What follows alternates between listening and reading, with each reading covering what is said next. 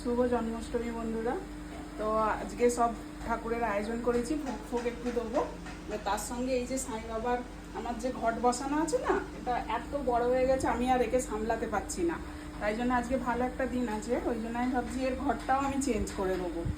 তো এই যে নাবিয়ে এটাকে নতুন আবার একটা ঘট বসাবো আর কি।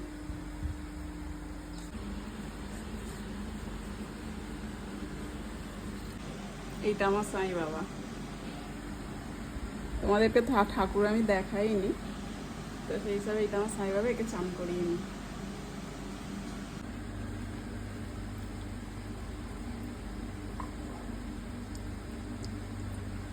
জায়গায় রেখে দিলাম।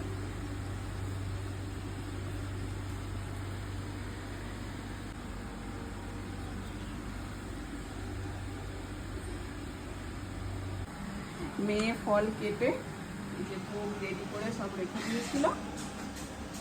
আমি সকালবেলা উঠে সব বানিয়েছি আর কি। মেয়ে সব রেডি করলো,